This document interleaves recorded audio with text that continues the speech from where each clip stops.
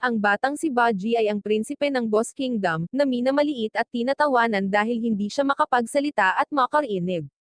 Ngunit kahit na may ganitong kapansanan, nananatiling matatag ang puso ni Prinsipe Baji at laging may ngiti sa kanyang mukha.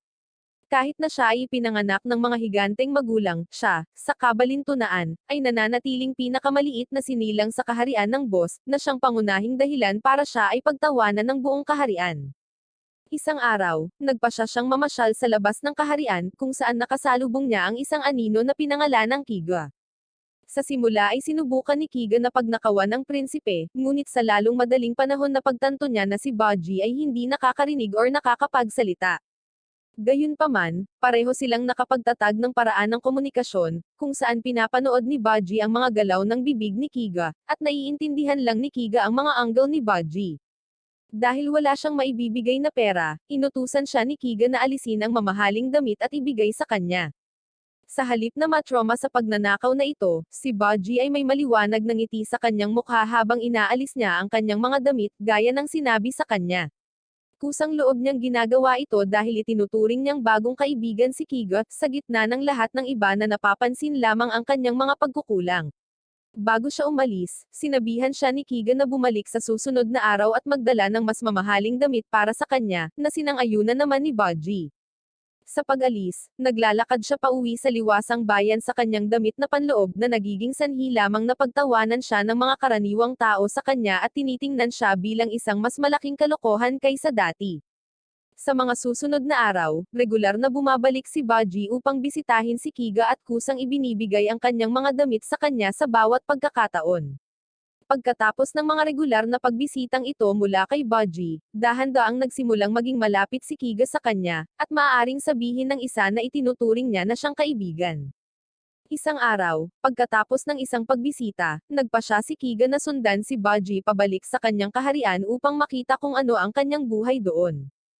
Sinundan ni Kiga si Baji at hindi na nagulat nang makitang pinagtatawanan siya dahil sa kanyang kawalang kasuotan.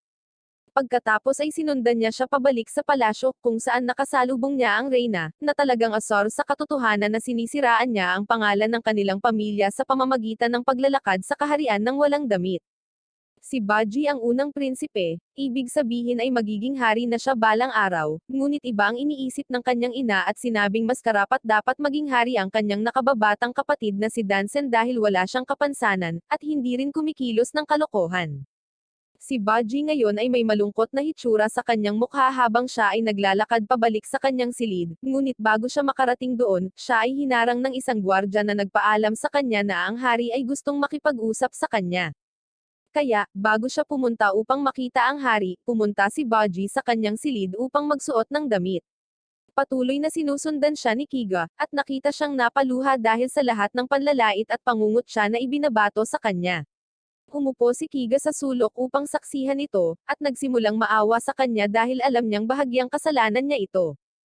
Pagkaalis ni Baji, sinubukan ni Kiga na sundan siya, ngunit agad siyang pinigilan ng tagapagturo ng espada ni Dansen, na nagngangalang Brando. Kinilala ni Brando si Kiga bilang isang miyembro ng Shadow Clan, na dating isang clan na kilala bilang mga assassin. Ipinapalagay niya na narito si Kiga upang pumaslang ng isang miyembro ng maharlikang pamilya, kaya sinubukan niyang tapusin ito. Sinusubukan ni Kiga ang kanyang makakaya na ipaliwanag na wala siya rito para pumaslang ng sinuman, ngunit hindi siya pinaniwalaan ni Brando. Kaya, siya ay naghagis ng dagger sa kanya bilang isang distraction, at si Kiga ay namamahala upang makatakas sa ngayon. Samantala, habang binibisita ni Baji ang kanyang ama, ipinahayag niya ang kanyang pagkadismaya sa hindi pag-unlad ni Baji sa kanyang paghahanda sa pagsasanay upang maging isang hari. Habang patuloy na nagsasalita ang kanyang ama, bigla na lang siyang umubo ng dugo dahil sa mapanganib na karamdamang natamo niya. Dahil sa sakit na ito, naniniwala ang hari na malapit na ang kanyang kasawian, kaya naman sabik na sabik siyang gawing hari si Baji sa lalong madaling panahon.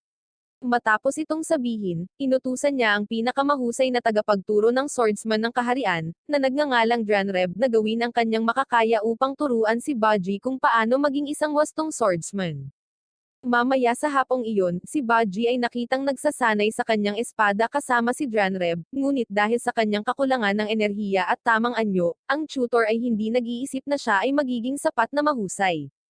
Sa sandaling iyon, ang pangalawang prinsipe, si Dansen, ay pumasok dala ang kanyang espada at sinabi kay Janreb na gusto niyang makipag-spar sa kanya.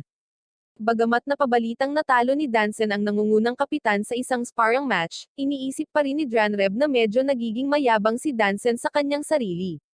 Di nagtagal pagkatapos magsimula ang laban, labis na humanga si Janreb sa lakas na enerhiya na taglay ni Dansen sa labanan. Naniniwala siya na si Dansen ay may swordsmanship ng isang tunay na hari, kaya mula sa sandaling iyon, inaabangan niya ang pagsasanay sa kanya. Bagamat napatunayang isang karapat-dapat na kalaban si Dansen, nagawa pa rin siyang talunin ni Janreb sa pamamagitan ng paghampas ng kanyang espada. Pagkatapos ay bumagsak si Dansen sa lupa at nakaramdam ng pagkabigo dahil sa kanyang pagkatalo.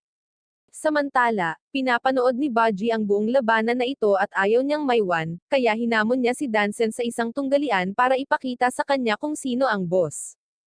Pagkalipas ng ilang minuto, kumalat na sa buong kastilyo ang balita tungkol sa tunggalian ng magkapatid, kaya lahat, kasama si Kiga, ay pumunta upang panoorin kung sino ang lalabas na mananalo. Naniniwala ang lahat ng nanonood na mananalo si Dansen nang hindi man lang pinagpapawisan, lahat maliban sa isang blonde na gwardya na nakakaalam ng tunay na potensyal ni Baji. Sa mga susunod na sandali, nagsimula na ang laban. Si Dansen ay hindi nag-aksaya ng oras at nagsimulang maglunsad ng mga pag-atake kay Baji, ngunit sa gulat ng lahat, madaling naiwasan ni Baji ang kanyang pag-atake ng mabilis at tinamaan siya sa tuktok ng kanyang ulo. Ngunit ang pag-atake ay masyadong mahina upang harapin ang anumang pinsala, kaya ito ay nagtatapos sa paggulo ng isa sa mga buhok ni Dansen. Si Kiga, na sa simula ay inakala na si Baji ay matatalo kaagad, ay nanunood sa labanan at nasa sabik na makitang maganda ang pinapakita ni Baji. Ang kwento ay huminto dito, at kami ay dinala sa nakaraan, sa mga oras na ang pamilya ni Kiga ay nalipol. Isang araw, nagpa siya ang kaharian na maglunsad ng pag-atake sa buong Shadow Clan para alisin sila sa pag-iral. Gamit ang kanilang mga sibat, maaari nilang tapusin silang lahat, kasama ang natitirang si Kiga at ng kanyang ina, dahil sila na lang ang natitira. Nagawa nilang dalawa na makatakas sa isang bakanteng field, kasama ang ina ni Kiga na kinakaladkad siya sa braso sa buong oras.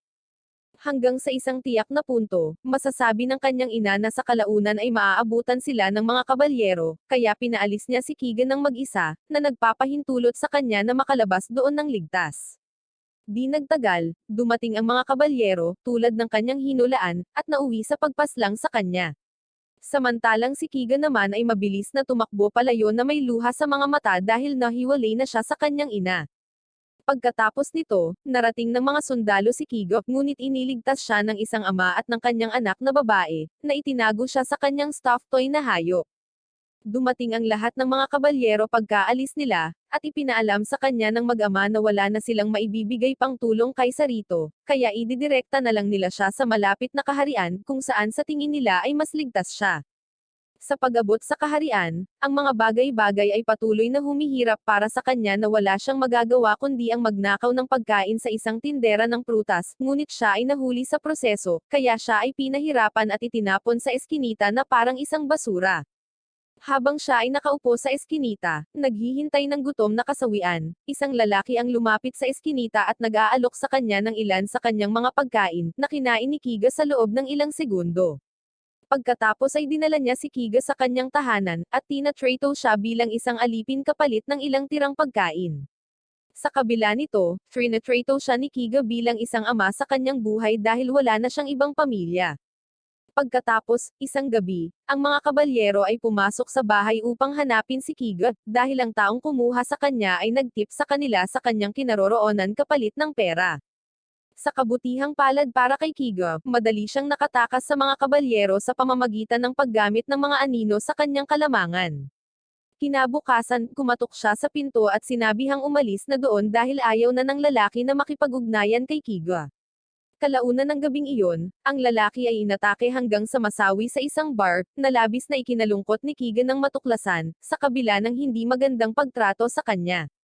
Mula noong araw na iyon, si Kiga ay napunta sa isang buhay ng krimen, nagnakaw ng pera at mga bagay sa anumang paraan na magagamit niya, hanggang sa makilala niya si Baji. Bumalik sa kasalukuyan, si Baji ay nagkaroon ng mahinang atake, na labis na ikinadismaya ni Dansen kaya't patuloy siyang naglulunsad ng malawak na hanay ng mga agresibong pag-atake. Madaling naiwasan ni Baji ang bawat isa, at pagkatapos ay sinusundan ng mahinang atake ang bawat pag-iwas dahil hindi siya sapat na malakas para yugoy ang espada ng ganoon kalakas. Bagamat mabilis niyang iniiwasan ang mga pag-atake, itinuturing pa rin ni Dranreb na medyo duwag ang estilo ng pakikipaglaban na ito, kaya gumagamit siya ng sign language para sabihin sa kanya na huminto sa pag-iwas at lumaban sa pamamagitan ng pagpapalitan ng atake. Walang pagpipilian si Baji kundi sundin ang mga tagubaylang ito, kaya dahil hindi siya makaiwas, hinampad siya ni Dansen hanggang sa manghina siya sa pamamagitan ng paulit-ulit na paghampas sa kanya ng kanyang espada. Pinagmamasdan ito ni Kiga mula sa malayo, at ang dating ngiti sa kanyang mukha ay halos biglang nawala. Matapos itong gawin, si Dansen ay idineklara ni Dranreb bilang opisyal na panalo, at pagkatapos ay lumabas siya sa arena. Makalipas ang halos isang oras, nakabenda na si Baji at nakahiga sa kama at may mga sugat sa buong katawan. Umupo si Dranreb sa tabi ng kama at inamin na siya ay talagang napakatalino pagdating sa pag-iwas, ngunit kahit na iyon, naramdaman ni Dranreb na ang susunod na taong mamumuno sa kaharian ay kailangan ding matamaan ang kanyang kalaban, na si Baji ay hindi kayang gawin. Matapos itong sabihin, umalis si Dranreb sa silid na may bahid ng pagkakasala sa kanyang balikat. Si Baji ngayon ay naiwang mag-isa, at pagkaraan ng ilang sandali, siya ay nagsimulang maging labis na madismaya sa kanyang sarili. Sa kabila ng kanyang kondisyong medikal, bumangon siya sa kama at bumagsak sa sahig habang gumagapang patungo sa isang espada sa pagtatangkang kunin ito, ngunit nabigo siyang gawin ito dahil sa kung gaano kalubha ang kanyang kalagayan. Pagkatapos bigla na lang sumulpat si Kiga nang wala sa oras na ikinagulat niya. Sinubukan agad ni Baji na pumunta sa kanyang aparador dahil sa tingin niya ay dumating si Kiga upang kumuha ng damit, ngunit bago niya ito magawa, ipinaalam sa kanya ni Kiga na hindi na siya kukuha ng kahit ano mula sa kanya.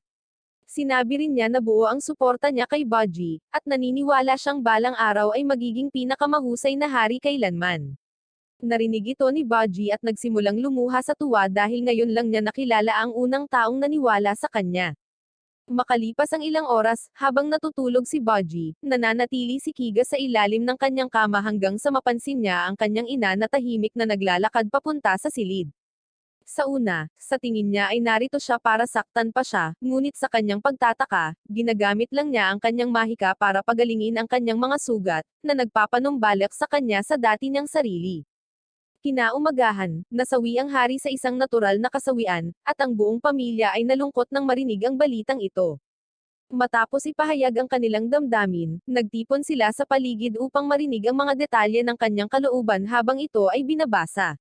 Binasa ng malakas ng legal na tagapaglingkod ng hari ang testamento upang ipahayag na si Baji ay napili na humalili sa trono at maging susunod na hari.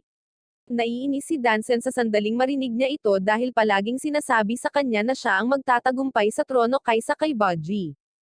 Sa sandaling iyon, isang higanteng pulang demonyo ang lumabas sa bibig ng hari upang ituro mismo ang direksyon ni Baji at pagkatapos ay nagpakawalan ng masamang tawa, pagkatapos ay nawala siya. Ang naiinis na si Dansen ay pumunta upang kumonsulta sa kanyang magic mirror, dahil hindi siya naging hari tulad ng sinabi nito sa kanya.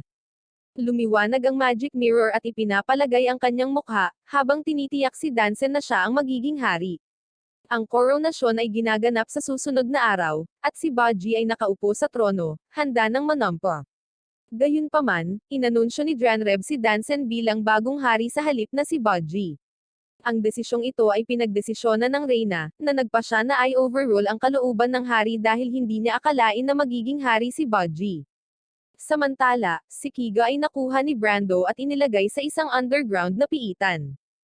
Pagkaraan ng ilang sandali, nag-ipon siya ng kaunting lakas ng loob at nagpasya na putulin ang kanyang balat upang palayain ang kanyang sarili. Gayunpaman, nang malapit na siyang makatakas, pinigilan siya ni Brando at tinanong kung ano ang motibo niya. Matapos ipaliwanag ni Kiga ang kanyang sarili, nagulat si Brando nang malaman niyang may ugnayan sila ni Baji.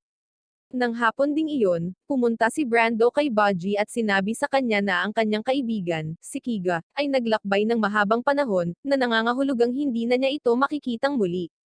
Napaluha si Baji matapos itong marinig, ngunit naalala niya na nangako si Kiga na mananatili sa kanya kahit anong mangyari.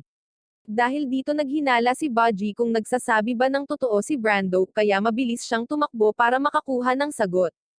Samantala, si Haring Dansen ay nakatayo sa tuktok ng kastilyo at inutusan si Brando na tapusin ang dalawang gwardya, sina Asian at Sandro, na hindi bumoto sa kanya upang maging hari. Kinuha ni Brando ang utos na ito at wala siyang ibang pagpipilian kundi isagawa ito, kahit na natatakot siya na ang mahiwagang salamin ay maaaring nakakaapekto sa paghatol ni Dansen. Makalipas ang ilang sandali, pumunta si Baji sa ilalim ng lupa upang salubungin ang alagang hayop ni Brando na nagkataong isang higanteng ahas na nagngangalang Misurata upang malaman kung tunay na umalis si Kiga. Sa pagtatanong ni Baji, si Misurata ay nagpatuloy sa paglaglag kay Brando sa pagsasabing nahuli niya si Kiga at kasalukuyang nakakulong sa kanya. Gayunpaman, ligtas pa rin si Kiga dahil inatasan siya ni Brando ng isang gawain at talagang ipinadala siya sa isang paglalakbay. Si Brando ay sumunod sa mga utos ni Haring Dansen at sinubukang tapusin ang mga gwardya na hindi bumoto sa kanya. Gayunpaman, hindi ito pumapabor sa kanya dahil napaslang siya pagkatapos ng kaunting pabalik-balik. Sa pag-alis sa kuweba na iyon, umupo si Baji sa kanyang bintana saglit at sa wakas ay nagpa siya na maglakbay ng mag-isa upang subaybayan si Kiga. Humingi siya ng pahintulot sa kanyang ina, ngunit diretsyong sinabi nito sa kanya na hindi dahil sa tingin niya ay hindi niya kaya.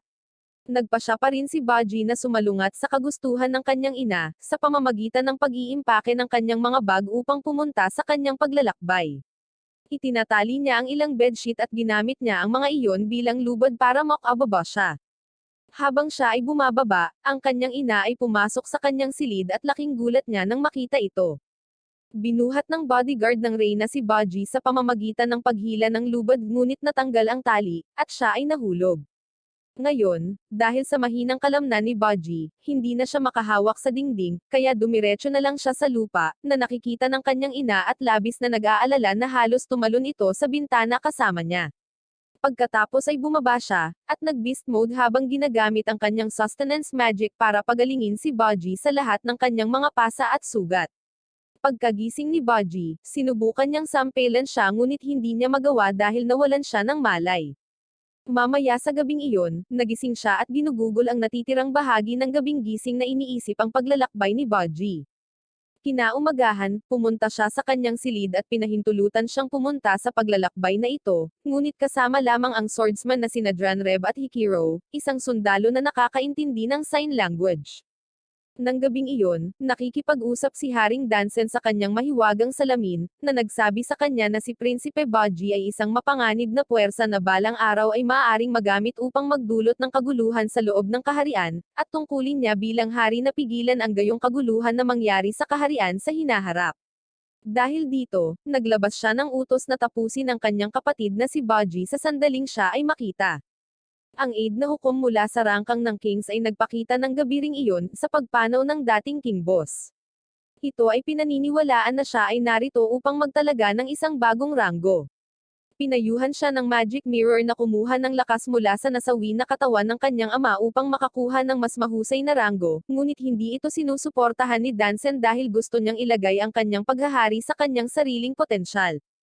Samantala, si Baji at ang kanyang mga bantay ay nagsimula ng kanilang paglalakbay sa pamamagitan ng paglalakbay sa mga bukid, araw at gabi, sa pagtatangkang makarating sa susunod na kaharian. Pagkatapos biglang napansin ni Hikiro na nawawala ang kanyang bag, kaya agad niya itong ginaisang para magtanong tungkol dito. Nagising si Baji at ganoon din ang pagkagulat nang malaman na nawawala ang kanyang bag. Ang tanging natitirang paliwanag ay ninakaw ito ng mandurukot na sumusunod sa kanya. Makalipas ang ilang oras, umalis sila, at pinagalitan ni Dranreb si Hikiro sa pagpapabe sa kanyang pagbabantay at pagpayag na manako ang bag ni Baji. Kinikilala ni Hikiro ang kanyang pagkakamali at nangakong hindi na ito hahayaang maulit. Pagkatapos, kinabukasan, nakakagulat na nakita ni Baji ang bag na nakalatag sa kahabaan ng kalsada na buo ang lahat ng kanyang mga gamit, ibig sabihin, hindi naman ito ninakaw. Pagkatapos nito, dumating sila sa isang red city na may napakalaking malalim na butas na kilala bilang Gates of Hell. Pagdating doon, inutusan ni Dranreb si Hikiro na pumasok sa lungsod at humanap sila ng lugar na matutuluyan, habang sila ni Baji ay pupunta upang tingnan ang Gates of Hell ng malapitan. Ilang sandali pa, nasa Gates of Hell na sila. Hinikayat ni Janreb si Baji na sumulong upang pagmasdan ang apoy ng mas malapit, at pagkatapos dahil nasa perpektong distansya siya, itinulak siya ni Janreb pababa sa apoy. Samantala, si Haring Dansen ay mahimbing na natutulog ngunit may panaginip tungkol sa kanyang kapatid na sa kalaunan ay naging mas malakas kaysa sa kanya. Dahil dito, agad na nagising si Dansen at sinabi sa kanyang magic mirror na gusto niyang kunin ang kapangyarihan ng kanyang ama sa sandaling iyon. Ngayon, habang bumabagsak si Prinsipe Baji sa kanyang kapahamakan pababa sa Gates of Hell tulad ng pakiramdam niya na nawala ang lahat ng pag-asa, isang crossbow mula sa kanyang backpack ang inilunsad, na hinampad siya sa pader at sa labas ng hanay ng apoy. Bumangon siya, gulat na gulat kung paano ito nangyari, kaya tumingin siya sa bag upang makita si Kiga na dumiretso na palabas dito. Napaluha tuloy si Baji sa tuwa dahil tinupad ni Kiga ang pangako na laging gustong nasa tabi niya. Tila, si Kiga ay nasa bag ni Baji sa buong oras na ito, at siya ang nagligtas sa kanya mula sa maliliit na problemang naranasan niya kay Dansen. Gayunpaman, ipinaalam din ni Kiga kay Baji na nasa panganib ang kanyang buhay, at may utos pa na ipapaslang siya. Upang subukan at maiwasan ito, sinabi niya kay Baji ang tungkol sa isang lalaki na nakatira sa ilalim ng Gates of Hell na may kakayahang palakasin si Baji. Matapos itong sabihin, pareho silang nagsimula ng kanilang paglalakbay upang makilala ang lalaking ito. Habang naglalakad sila sa butas, bigla silang nakatagpo ng mapanganib na berdeng gas, kaya pinigilan nila ang kanilang hininga at nagsimulang tumakbo para dito. Sa kasamaang palad, hindi sila umabot sa oras, at pareho silang nawalan ng malay. Samantala, nakita si Haring Dansen na pumunta sa basement ng kastilyo upang makuha niya ang tunay na kapangyarihan ng kanyang ama. Sa kanyang pagpunta doon, ipinakilala siya sa dalawang tapat na tagapaglingkod ni King Boss na tutulong sa paghahanda para sa ritual. Bukas na ngayon ang malaking pinto para makita ni Dansen ang bangkay ng kanyang ama, na nagyelo sa isang blok ng yelo para sa kapakanan ng pangangalaga. Ang panukalang ito ng pangangalaga ay ginawa kung sakaling naisin ng kasalukuyang hari na magmana ng kapangyarihan ng hari. Ang katawan ng hari ay pinutol sa madilim na malapot na likido, na siyang pangunahing sangkap na ginagamit sa paghahanda ng elixir na ipapainom kay Haring Dansen. Pero ang ikinagulat nila, sinabi ni Dansen na hindi niya ito iinuman dahil gusto pa rin niyang ma-merit ito ng mag-isa. Narinig ito ng magic mirror at tinangka siyang hikayatin na inumin ang banal na dugo, ngunit tumanggi pa rin si Dansen. Ang kanyang pagtanggi ay naging sanhi ng pagtatangka ng dalawang tagapaglingkod na gumamit ng puwersa sa kanya, ngunit si Dansen ay naging Jackie Chan sa loob ng ilang segundo at nagawang talunin sila ng hindi pinagpapawisan. Sa panahong ito, naisip ni Janreb na si Baji ay napaslang, kaya't siya ay lumayo sa Gates of Hell na may pagkakasala sa buong balikat. Ilang sandali pa, dumating si Hikiro at nagtanong tungkol sa kinaroroonan ni Baji. Di nag-alinlangan, sinabi sa kanya ni Janreb ang kanyang ginawa. Hindi gaanong tinatanggap ni Hikiro ang balitang ito, kaya hinugot niya ang kanyang espada at nagsimulang makipaglaban kay Janreb. Gayunpaman, hindi niya kayang talunin siya.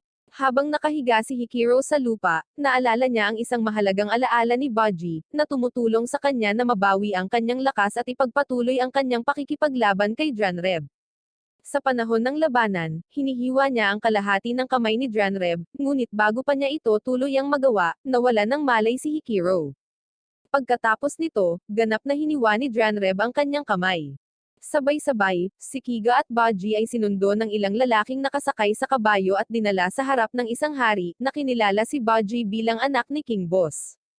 Ang lalaking ito sa trono ay nagngangalang Haring Densho, at sinasabing siya rin ang maaaring magpalakas ng mga tao. Narinig ito ni Kiga at agad na nagsimulang magmakaawa sa kanya na gawin ito para kay Baji dahil magiging hari siya balang araw. Kinukot siya ni Haring Densho ang pahayag na ito dahil hindi siya naniniwala na si Baji, na hindi nakakarinig or nakakapagsalita, ay may kakayahang mamuno sa isang kaharian. Bukod doon, hindi rin niya inaakala na malakas si Baji. Sinusubukan pa rin ni Kiga na kumbensihin siya na sapat na ang lakas ni Baji. Kaya pagkatapos ng ilang mahabang pag-uusap, sumuko si Haring Densho at nagpa siya na subukan si Baji laban sa isa sa kanilang mga sundalo. Kung mapatunayan niyang karapat-dapat siya, bibigyan siya ng kapangyarihan. Inihanda ni Baji ang kanyang kahoy na espada at sinabihang simulan ang mga bagay-bagay sa pamamagitan ng paghampas sa baluti ng kabalyero, ngunit hindi ito nagawa ni Baji dahil wala siyang lakas na harapin ang anumang pinsala.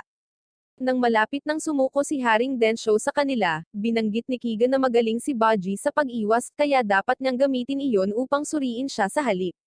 Gaya ng inaasahan, madaling naiwasan ni Baji ang lahat ng pag-atake ng kabalyero, na ikinagulat ng hari at ng mga kabalyero.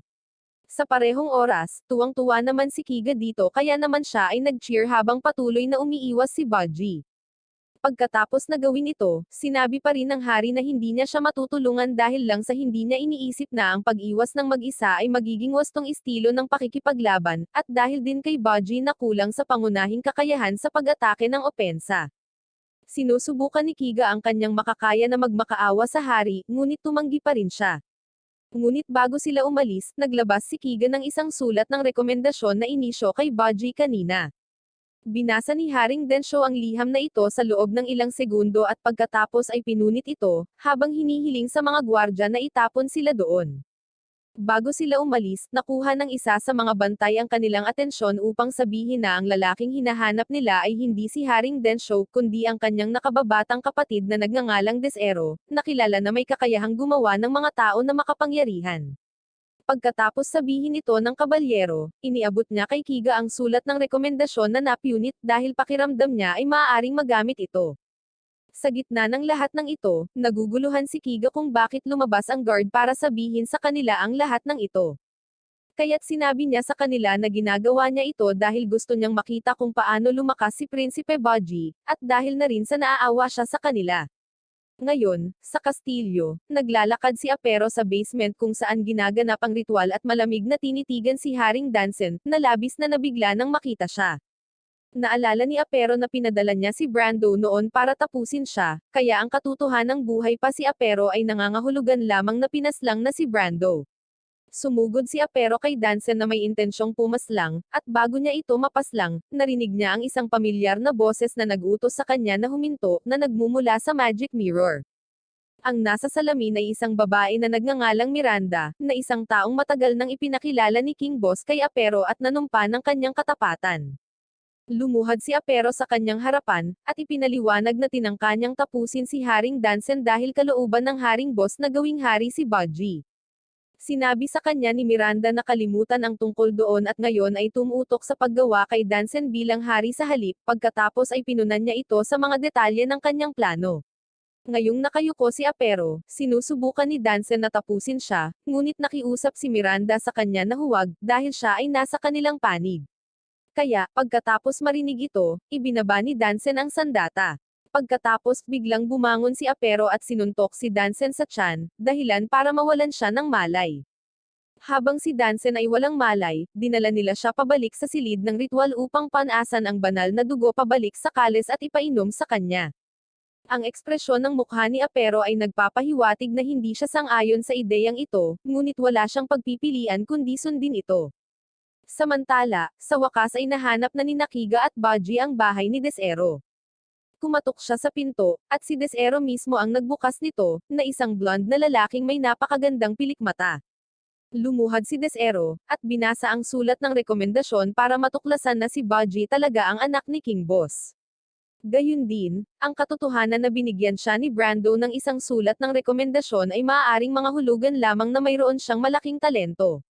Ngunit bago pa man isipin ni Desero na kunin si Baji para sa pagsasanay, iniunat niya ang kanyang palad at humingi ng isang uri ng bayad, na pinaghandaan na ni Kigot dahil binigyan na siya ni Brando ng pera para bayaran siya. Tiningnan ni Desero ang pera sa bag at sinabing hindi ito sapat, kaya't kailangang ayolay ni Kiga ang kanyang mga ipon sa buhay upang mapunan ito, na kung saan ay ilang kayamanan lamang na kanyang ninakaw habang siya ay nasa kastilyo. Matapos mabayaran, pinapasok sila ni Desero sa kanyang bahay at binigyan sila ng mainit na pagtanggap, habang sinasabing maupo sila para makapagbigay siya ng hatol kay Baji.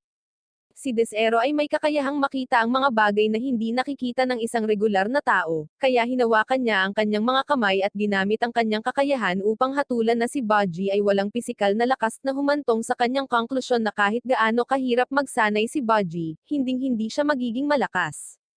Ang pahayag na ito ay dumurog sa puso ni Baji, kaya't siya ay tumayo at naglakad patungo sa pintuan dahil handa na siyang sumuko. Bago pa man siya makarating sa pinto, nagpakita si Desero sa kanyang harapan at sinabing nais pa rin niyang sanayin siya dahil nararamdaman niyang may hindi pa nagagamit na potensyal si Budgie. So, with that, inaasahang magsisimula na ang training nila bukas. Kinaumagahan, isinailalim si Budgie sa pagsasanay sa pamamagitan ng paggawa ng mga simpleng gawain sa bahay sa pagtatangkang palakasin ang kanyang lakas. Isang araw, pagkatapos makatikim si Desero ng pagkain na inihanda ni Budgie, nalaman na si Budgie ay anak ng isang higanti, na sa tingin niya ay medyo kakaiba dahil ang mga higanti ay kadalasang napakalaki at napakalakas din, na siyang kabaligtaran ng kung ano si Budgie. Tila, ang mga tiyan ng mga higanti ay kakilakilabot na matibay, at karamihan sa mga lason ay walang epekto sa kanila, na nangangahulugan na si Budgie ay hindi pinahihintulutang magluto ng anumang pagkain para sa kanila, kung hindi, sila ay makakalason. Sa puntong ito, naramdaman ni Desero na handa na si Budgie, kaya dinala niya ito sa arsenal ng armas upang piliin ang sandata na magiging perpekto para sa kanya. Ipinangako ni Desero na ituturo sa kanya ang lahat ng mga kaugnay na kasanayan, at pamamaraan upang gawin siyang isang walang talo na kalaban. Pagkatapos ng araw na iyon, sineseryoso ni Budgie ang kanyang mga gawain, pag-aaral, at pagsasanay, hanggang sa punto na si Desero ay nalulumbay dahil sinimulan niyang gawin ang mga ito ng mag-isa nang walang sinumang nagsasabi sa kanya. Isang araw, habang nagwawalis ng balkonahe si Kiga, nakarinig siya ng malakas na ingay na nagmumula sa training room, kaya tumakbo siya papunta doon para alamin kung ano ang nangyayari. Kumatok siya sa pinto, at nang mabuksan ito, nagulat si Kiga nang makita si Budgie na nakatayo sa harap ng isang higanteng bato na nahati sa dalawa. Sa puntong ito ng kwento, ipinahayag na bago naging hari si Boss, ipinakilala siya ni Lady Miranda sa isang demonyo na nagbigay sa kanya ng malaking kapangyarihan kapalit ng pag-ikli ng kanyang buhay. Ang isa pang kondisyon na ibinigay ay ang kapangyarihang ito ay maa-unlock lamang sa sandaling manganak siya ng isang bata. Nang matanggap ang mga tagubaylang ito, tinawag ng boss ang pinakamalakas na babae sa mundo at hiniling sa kanya na ipanganak ang kanyang anak.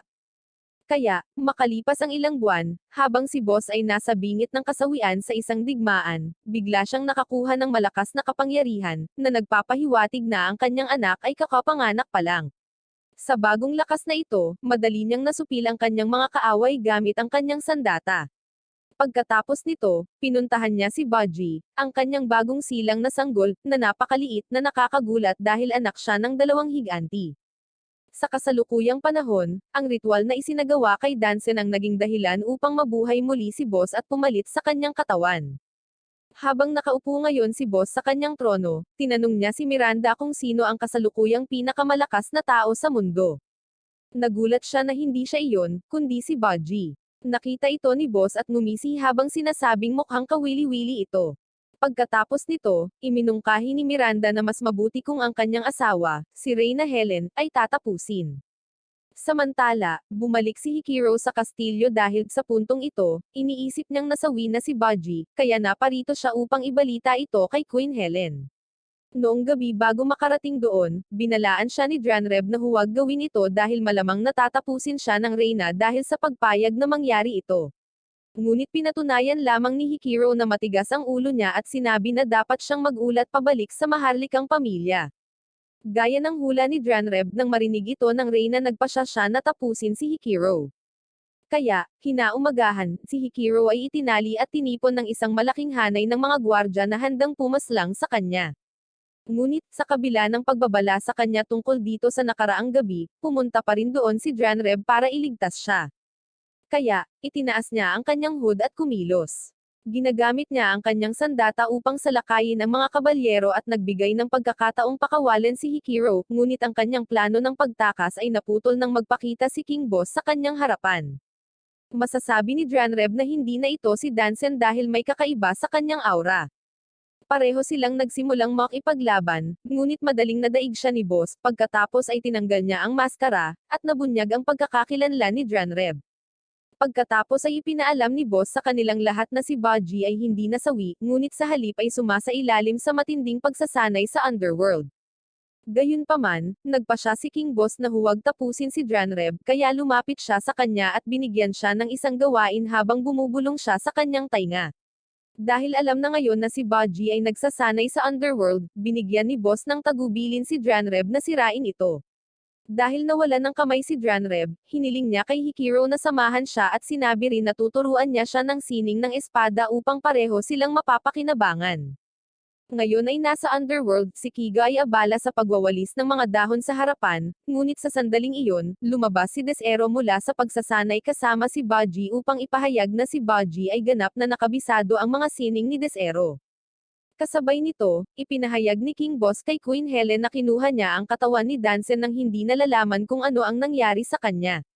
Noong una, hindi siya naniniwala, ngunit kapag napatunayan na ito ni Boss sa kanya, nahimatay siya dahil hindi niya ito kayang paniwalaan.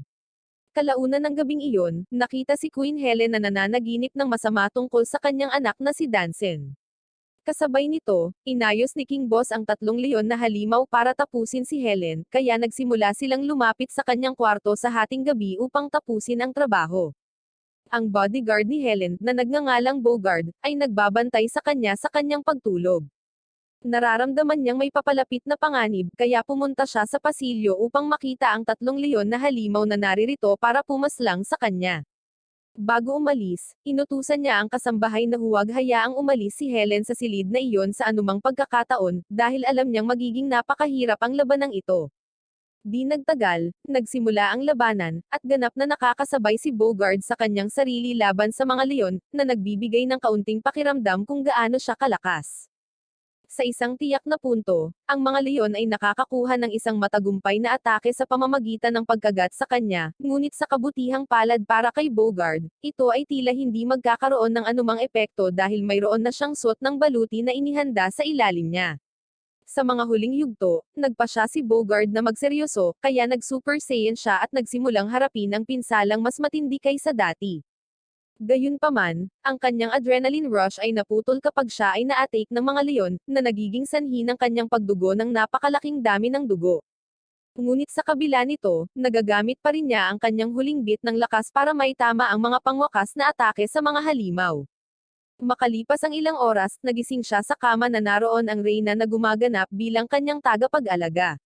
Nang makita niyang nagising na si Bogard, lubos niyang pinasalamatan ito sa pagprotekta sa kanya kagabi, pagkatapos nito ay ipinaalam niya sa kanya na direktang aatakehin niya si King Boss dahil naniniwala siyang isa itong utos ng pagpaslang na ginawa niya. Samantala, natagpuan ng totoong Dansen ang kanyang sarili sa isang madilim, walang laman na kailaliman na tila walang katapusan. Habang patuloy siyang naglalakad ng ilang oras, nagsisimula siyang mag-isip kung tuluyan na ba siyang maiipit sa kadilimang ito. Kinaumagahan, pumunta mismo si Reyna Helen sa harap ng hari upang harapin siya sa kung ano ang nagbunsod sa kanya upang angkinin ang katawan ni Dansen. Hindi direktang sinasagot ni King Boss ang tanong na ito, at ipinaalam lang sa kanya na ito ay isang bagay na pinakamahalaga. Hindi nasisiyahan si Helen sa sagot na iyon, kaya sinimulan niyang sigawan si King Boss sa tuktok ng kanyang mga baga. Sa panahong ito, naririnig ito ni Dansen at nakikilala ito bilang boses ng kanyang ina, kaya sinimulan niyang tawagin ang kanyang pangalan sa pagtatangkang makuha ang kanyang atensyon. Nakapagtataka, naririnig ni Reyna Helen ang kanyang mga iyak at nalaman na ito ay nanggaling sa katawan ni King Boss. Kaya't binunot niya ang kanyang punyal at sinubukang putulin siya dahil sa tingin niya iyon ang magiging solusyon. Gayunpaman, pinigilan siya ni Bogard sa oras at pinawalan ng malay dahil alam niyang makakaapekto rin sa katawan ni Dansen ang pag-atake sa kanya. Kaya kung inatake siya nito, mawawala na siya ng tuluyan. Pagkatapos nito, inutusan ni Haring Boss si Bogard na paalisin ang Reyna sa bansa dahil alam niyang nasa panganib ang buhay nito. Bumalik sa Underworld House, inihayag ni Desero na natapos na ni Baji ang kanyang pagsasanay at ganap na niyang pinagkadalubhasaan ang kasanayan. Habang nananatiling nagulat si Kiga sa narinig niya, napansin niyang mayroon na siyang malapad na espada na nakakabit sa kanyang baywang. Gayunpaman, ibinunyag ni Baji ang espada, at nadismaya si Kiga nang makitang isa itong napakanipis at mahinang espada. Hinikayat ni Desero si Kiga na huwag siyang pagdudahan at tiniyak din sa kanya na si Baji ay isa ng Master of the Arts, kahit na may maliit na espada na iyon. Makalipas ang halos isang oras, pumunta silang tatlo sa lokal na bar para kumuha ng ilang inumin para ipagdiwang ang milestone ni Baji. Pagkatapos, habang nakaupo sila para i-enjoy ang kanilang mga inumin, 3 reptile goons ang lumabas sa kanilang mesa at nagsimulang mang-insulto kina Baji at Desero. Sa isang tiyak na punto, si Desero ay hindi na makayanan ang mga pang-iinsulto kaya siya ay bumangon at naglunsad ng isang pag-atake sa isa sa kanila. Ngunit pagkatapos pinahirapan siya ng husto dahil hindi siya kasing lakas ng ina-advertise niya. Humakbang si Baji sa laban at pinatumba ang kalaban sa kanyang walang lakas na mga suntok na ikinagulat ni Kiga. Hinabot sa kanya ni Desero ang kanyang espada, na ginagamit niya para mawalan ng malay ang kalaban sa isang hampas lang. Matapos itong gawin, nalilito si Kiga kung paano nagawa ni Baji ang lahat ng ito, kaya nagdikit si Desero ng pin sa kanyang palad para magpaliwanag. Nakapagtataka, ang pin sa kanyang kamay ay hindi nagdudulot ng anumang sakit dahil mayroon itong isang hindi aktibong receptor ng sakit na parehong paraan na magagamit ni Baji upang patumbahin ang kanyang mga kalaban. Sa panahon ng labanan, ginagamit ni Baji ang kanyang parang karayom na espada upang direktang pasiglahin ang mga ugat, habang iniiwasang masira ang anumang mahahalagang organ. Kaya sa madaling salita, ganap na matatalo ni Baji ang kanyang kalaban ng walang anumang permanenteng pinsala. Gayunpaman, kaya niyang tapusin ang buhay ng kanyang kalaban anumang oras. Habang naglalakad sila pauwi, lumayo si Desero sa kanilang dalawa at pumunta upang salubungin ang parehong mga reptile na gons na dumating upang salakayin sila. Kinuha sila ni Desero para lang makita niya si Baji sa totoong laban. Matapos nilang matanggap ang bayad mula kay Desero, sinabi ng lalaking nakaharap kay Baji na nararamdaman niya ang aura ni Baji, na napakalakas na alam niyang matatalo siya sa sandaling kunin niya ang espada. Pagkatapos, habang pareho silang nagpatuloy sa kanilang paglalakbay pauwi, nagsimulang mag-isip si Kiga kung sino ang nagsanay kay Baji upang makakuha ng sapat na bilis upang makaiwas ng napakadali at mabilis. Narinig ito ni Baji at nagsimulang ipaliwanag na, habang siya ay mas bata, lihim siyang sinanay ng higanteng ahas ni Brando araw-araw upang pahusayin ang kanyang bilis sa pamamagitan ng pagbato sa kanya. Kaya sa bagong nakuhang kasanayang ito na natutunan mula kay Desero, pareho nilang iniisip na oras na para bumalik sila sa kaharian. Si Dansen ay nananatili sa kadiliman at nagsimulang maunawaan na ganito ang pamumuhay ni Baji sa buong panahon. Noong bata pa siya, magkasama silang naglalaro, ngunit habang lumalaki siya, isang araw ay sinabihan siya ng kanyang ina na si Baji ay isang mahina na walang magawa para sa kanyang sarili. Kaya binigyan siya ng responsibilidad na maging mas malakas para maprotektahan niya ito. Makalipas ang ilang taon, binigyan siya ng isang magic mirror, na sa una ay nag-alok sa kanya ng mahusay na payo at nagbigay ng maraming papuri, na sa kalaunan ay nagpalabo sa kanyang paghatol. At ganoon nga, sinimulan niyang tingnan ng mababa ang kanyang kapatid na si Baji. Habang nananatili si Dansen sa kailaliman, nakita niya ang isang bata na nakaupo sa kabilang dulo, kaya nagmamadali siyang pumunta doon at nakita niyang umiiyak ito. Ginagawa niya ang lahat para aliwin siya, habang sinasabing gagawin niya ang lahat para makaalis silang dalawa doon. Sa sandaling iyon, isang grupo ng mga taong walang mata ang nagpakita sa likod ni Dansen at nagsimulang manginsulto sa batang babae, na sinasabing siya ang pumaslang sa kanilang lahat. Masyadong na-trauma ang batang babae kaya nagsimula siyang tumakas. Ngunit pagkatapos niyang tumakbo ng ilang segundo, bumagsak siya sa lupa, na naging sanhi ng pagkalaglag ng kanyang maskara. Pinagmasdan ni Dansen ang kanyang mukha at natakot dahil lahat ng balat nito ay nabalat na. Pagkatapos ay tumingin siya sa ibaba at nakitang pinutol din ang mga kamay nito. Bagamat sa una ay natakot siya dito, kalaunan ay nagpasya siyang labanan ang mga taong nakakatrauma sa kanya. Pagkatapos nito, ipinakilala niya ang sarili sa kanya bilang si Miranda. Kaya't sa pamamagitan nito, ipinangako ni Dansen na mananatili sa maliit na Miranda at aalisin din silang dalawa doon. Sa parehong oras, binisita ni Haring Densho ang isang selda ng bilangguan upang suriin ang isa sa kanyang pinakakilalang mga kriminal, ngunit sa kanyang sorpresa, ang selda ng bilangguan ay natagpuang walang laman. Naaamoy niya ang mahinang amoy ng kasawian na nagmumula sa silid na ito, kaya alam niyang hindi ito kasalanan ng gwardya. Sa halip, ikinakatwiran niya na may nag-orchestra nito mula sa labas na isang lalaking nagngangalang Orkan, na kilala bilang hari ng espada ng underworld at may kakayahang gumamit ng iba't ibang pamamaraan ng espada. Di nagtagal, natuklasan ni Haring Densho na ang mga nakatakas na kriminal ay nakapasok na sa kaharian ng boss, kaya't pinapila niya ang kanyang mga sundalo at sinabi sa kanila na plano nilang samantalahin ang kalituhan at nakawin ang kaharian ng boss. Nagpaalam na ngayon kay Desero si Nakiga at Baji dahil sisimulan na nila ang kanilang paglalakbay pabalik sa kaharian. Ngunit bago pa man sila makaalis, dumating ang isang grupo ng mga sundalo at gustong kunin si Baji dahil sa mga kriminal na nag-override sa kaharian mula sa underworld. Ito ang tiyak na sandali na hinihintay ni Baji, kaya hindi siya nagdalawang isip na hawakan ang kamay ng sundalo at samahan sila sa kanilang paglalakbay patungo sa kaharian. Kasabay nito, si Reyna Helen at ang isang pares ng kanyang mga sundalo ay bumalik sa kastilyo sakay ng kabayo. Pagdating doon, ipinaalam sa kanila na si King Boss ay nabihag ng mga kriminal. Narinig ito ni Reyna Helen at agad na sumugod doon habang binabantayan siya ni Miranda. Habang papalapit si Baji at ang iba pa sa kaharian, isiniwalat ng mga sundalo na ang layunin ng kriminal ay malamang na ibagsak ang kaharian or marahil ay kontrolin ito. Ang pahayag na ito ng mga sundalo ay nagpapaalala kay Keegan ng ilang mahalagang impormasyon na hindi pa niya nasasabi kay Baji. Ayon sa kapitan, mayroong isang tao na nagdala ng mga kriminal na iyon mula sa underworld patungo sa kaharian, at sa isang pagbabalik-tanaw, si Miranda ay nahayag na ang taong iyon.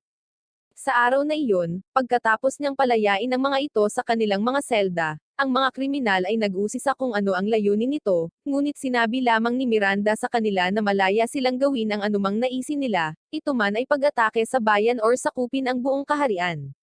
Sa sinabi nito, nalilito pa rin sila dahil hindi nila naiintindihan kung ano ang mapapala niya sa paggawa ng lahat ng ito.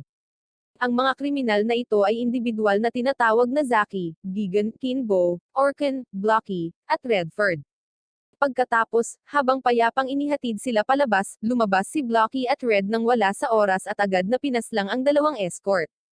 Inihanda ni Apero ang kanyang sandata, at bago pa man sila magsimulang dalawa sa pakikipaglaban, si Zaki ay dumating sa gitna at nakikiusap sa kanyang mga kasamahan na huwag lumaban sa panig ni Miranda, dahil baka tuluyan na silang maipit sa Mystic Hall. Nakita ng kanyang mga kasama ang loika nito, kaya nagpasya silang ibaba ang kanilang mga sandata at sundan si Apero upang sila ay maakay sa kaharian. Ilang sandali pa, nakarating sila sa kaharian at itinali ng mga lubad si Haring Boss habang pinagmamasdan ito ni Miranda mula sa malayo. Pagkatapos nito, inihagis si Boss sa sahig at saka inutusang ihagis sa piitan. Bago umalis, kinuha ni Kinbo ang kanyang korona at pumunta sa trono dahil gusto niyang maging bagong hari. Hindi sinusuportahan ni Orkan si Kinbo bilang bagong hari, kaya lumapit siya sa kanya sa pagtatangkang tapusin siya. Nakita ito ni Zaki at hindi niya akalaing mananalo siya laban kay Kinbo. Gayunpaman, nararamdaman niya na kung maaari siyang pahinay ni Orkan ng kaunti, magagawa niya itong tapusin. Sa gulat ng lahat, si Orkan ay nakatayo sa harap ni Kinbo. Si Kinbo ay nagsimulang manginig sa takot, at pagkatapos nito, siya ay tumalikod at lumakad palayo, na ginagawang lahat mula sa sandaling iyon na nakikita siyang isang mahina. Kasunod nito, inutusan ni Miranda silang lahat na sundan siya sa tarangkahan ng kastilyo. Kaya, nang mawala ang iba, lumingon si Orkan kay Kinbo at sumugod sa kanya. Bago sila parehong makapagsagupaan, ginamit ni Orkan ang kanyang mahika para i-freeze si Kinbo sa lugar habang atakihin niya ito hanggang masawi ng ilang beses. Napagmasdan ni Zaki ang gawaing ito, at napagtanto na itinatago lamang ni Orkan ang kanyang tunay na mga kakayahan mula sa iba pa. Habang sawi na nakahiga si Kinbo sa sahig, pinayagan niya si Zaki na kunin ang korona at kunin ang papel na hari. Pagkatapos, ilang sandali pagkatapos, ang bangkay ni Kinbo ay itinapon sa kagubatan. Sa harapan ng kastilyo, nakikita ni Bogard at ng ilan pang mga kabalyero si Apero na may hawak na salamin, kaya natural na nagsisimula silang ipagpalagay na siya ang nasa likod ng lahat. Ngunit sa sandaling iyon, nagsalita si Miranda at sinabi sa kanila na siya ang responsable. Narinig ni Bogard ang kanyang boses, at nananatiling hindi makapaniwala dahil malinaw niyang naaalala ang pagkasawi niya sa huling digmaang kanyang nilabanan. Bukod dito, tinanong siya ni Bogard kung bakit niya ginagawa ang lahat ng ito. Kaya, nilinaw ni Lady Miranda na gusto niyang wasakin ang buong kaharian. Ngayong nalinaw na ang kagustuhan ni Miranda, nagpadala siya ng buong hukbo ng mga halimaw ng leon upang tapusin si Bogard at ang iba pa. Gayunpaman, madali nilang tinalo ang unang wave ng mga halimaw, na nagpapaisip sa kanya na ito ay magiging isang madaling gawain. Ngunit tinawag siya ng isang babaeng kabalyero na nagngangalang Angie, at ipinaliwanag na ipinadala nila ang mga halimaw na iyon para lang sukatin ang abot ng kanilang mga sandata. Pagkatapos sa susunod na ilang segundo, humigit kumulang 5 sa mga leon na hayop na ito ang sabay-sabay na sumunggab kay Bogard, dahilan upang siya ay mahuli sa ilalim nilang lahat. Ngunit agad niyang napalaya ang sarili dahil sa mga metal na implant na nilagay niya sa kanyang likod at paa. Hangang-hanga si Lady Miranda dito, ngunit naniniwala pa rin siya na kahit gaano pa sila kahirap lumaban, hindi pa rin sila makakatakas sa kasawian. Ipinadala niya ang mga kriminal, Blocky at Redford, upang sumali sa labanan, na humiling sa kanya na paalisin ang mga hayop na leon dahil naniniwala silang kaya nilang kunin ang lahat sa kanilang sarili. Kaya, sa sinabi nito, pinaalis niya sila at pagkatapos ay inutusan silang sumunod sa Queen Helen sa halip. Ngunit kaya pa rin ni Bogard ang mga kriminal at mga leon. Habang lumalala ang sitwasyon, humihip si Bogard ng isang hand whistle na hudyat sa kabayo na paalisin doon ang reyna. Ngunit bago siya makatakas, pinigilan siya ni Orkan, ang demonyo. Pagdating doon, ginamit niya agad ang kanyang espada para putulin ang kamay nito, ngunit hindi ito isyo para sa kanya dahil kaya niya itong pagalingin gamit ang mahika. Sakto namang dumating si Angie at ginamit niya ang kanyang kanay para tusukin si Orkan sa mga mata at bibig. Tulad ng iniisip niya na si Orkan ay napaslang, mabilis niyang pinagaling ang sarili at pagkatapos ay inatake ang lalamunan ni Angie. Nagiging sanhi ito ng pagkabalisa ni Helen, kaya ginamit niya ang kanyang Holy Light Blinding technique para takutin si Orkan, pagkatapos nito ay pinagaling niya ang lalamunan ni Angie gamit ang ilang mahika. Kahit na si Orkan ay itinaboy, ang mga bagay ay hindi masyadong maganda para sa kanila dahil si Bogard ay tinamaan ng isang malakas na hampas ni Gigan, at ang iba pang mga sundalo ay walang malay. Ang masama pa nito, pinalibutan ng isa pang grupo ng mga hayop na leon ang reyna, ngunit bago pa nila siya kainin, isang sibat ang itinapon sa kung saan, na pumaslang sa unang grupo. Ang tulong na ito ay hindi inaasahang nagmumula kay Apero dahil hindi niya kayang hayaang masawi ang reyna. Kaya, pagkatapos nito, binibigyan niya siya ng senyales na umalis doon. Pagkatapos ay tinawag ni Apero ang pangalan ni Bogard na gumising sa kanya at nagbibigay din sa kanya ng adrenaline rush na ginagamit niya upang labanan, at hampasin ang natitirang mga hayop ng leon gamit ang kanyang mga kamay. Kasabay nito, nagpunta na ngayon si Orkan sa lugar ng sibilyan, na nagtatapos sa kaguluhan sa buong lugar, kasama ang mga mamamayan na tumatakbo para sa kanilang mahal na buhay. Sa puntong ito ng kwento, nabunyag na si Lady Miranda ang nakiusap kay Haring Boss na magkaroon ng isa pang anak dahil naniniwala siyang makakatulong ito sa kanya na mapahaba ang kanyang buhay. Noong panahong iyon, si King Boss ay hindi sang-ayon sa ideyang ito dahil alam niya na ang isang higanteng babae ay maaaring magsilang ng isang anak lamang. Si Miranda, sa kanyang sarili, ay batid ito, kaya naman inayos na niya si Helen na maging bagong reyna. Kaya, habang tumatagal, ang pangalawang anak ni King Boss ay si Dansen. Bumalik sa lugar ng sibilyan, sinubukan ng mga sundalo sa lugar ang kanilang makakaya upang harapin si Orkan, ngunit napatunayang walang kabuluhan ang kanilang mga pagsisikap dahil nolipol silang lahat. Sa kabutihang palad para sa kanila, dumating si Baji at ang iba pa sa pinangyarihan pagkaraan ng ilang sandali na nagbibigay sa mga sundalo ng pag-asa na mapahinto si Orkan. Gayunpaman, bago magsimula ang labanan, naalala ng kapitan na sinabihan siya ni Prinsipe Desero na huwag labanan si Orkan hanggang sa makarating siya doon dahil wala siyang laban dito. Pagkatapos nito, ipinaalam din sa kanya ni Desero na si Orkan ay likas na kaaway ni Baji, kaya't inutusan siyang huwag payagan si Baji na humarap sa kanya sa anumang pagkakataon. Sa puntong ito, si Desero ay wala kahit saan, kaya napagtanto ng kapitan na kailangan niyang tanggapin ang mga bagay sa kanyang sariling mga kamay at harapin si Orkan, kahit na wala siyang gaanong pag-asa ng tagumpay. Kaya, para maalis si Baji, sinabihan niya sila ni Keegan na pumunta sa palasyo at gawin ang lahat para iligtas ang reyna. Sa panahong ito, nakagat si Bogard sa kanyang kaliwang binti habang sinusubukan niyang protektahan ang reyna. Gayunpaman, tila nagbibigay din ito sa kanya ng adrenaline boost na tumutulong sa kanya na labanan ang mga halimaw ng leon ng kaunti pa.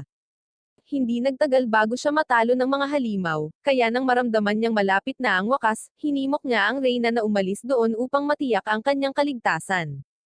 Sa sandaling iyon, ang higanteng ahas ni Brando ay lumabas mula sa lupa at naglunsad ng isang pag-atake sa mga leon, na nagpalaya sa kanya mula sa kanilang pagkakahawak. Pagkatapos ay sinabihan ng ahas ang reyna na huwag matakot sa kanya dahil siya ang maliit na ahas na matagal na niyang iniligtas, habang si Baji ay napakaliit pa. Kaya, ngayong malinaw na ang baybayin, ang Reyna ay pumunta kay Bogard at ginagamit ang kanyang mahika upang pagalingin siya pabalik sa kanyang orihinal na estado. Matapos itong gawin, lumabas si Gigan nang wala sa oras at sinimulang hampasin ang ahas ng pabalik-balik, at nang malapit na niyang tapusin ang trabaho, bigla siyang nawalan ng malay bago lumabas sina Baji at Kiga sa likuran niya. Sa sandaling makasama niyang muli ang kanyang ina, agad niya itong kinaladkad patungo sa ahas at hinihimok itong pagalingin.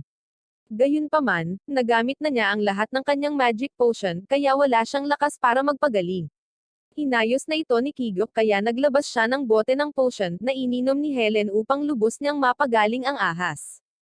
Sa sandaling iyon, nagising si Gigan mula sa kanyang pagkawala ng malay at sinubukang durugan si Baji gamit ang kanyang martilyo, ngunit nakakagulat na maaari itong sirain ni Baji sa pamamagitan lamang ng pagdampi nito ng kanyang espada. Pagkatapos nito, ginawa niyang nawala ng malay ang halimaw sa pamamagitan ng muling pagdampi dito. Pagkatapos ay itinali ni Kiga ang halimaw at itinuon ang atensyon ni Baji sa ahas ni Brando na ngayon ay ganap ng gumaling. Pagkatapos bigla na lang, kinilala ni Queen Helen ang presensya ni Kiga at tinanong siya kung sino siya at kung ano ang ginagawa niya rito, kung saan siya ay tumugon, na nagsasabi na siya ay kaibigan ni Baji. Narinig ito ng Reyna at hindi naniniwala sa kanya, higit sa lahat dahil nakakaramdam siya ng masamang aura mula sa kanya.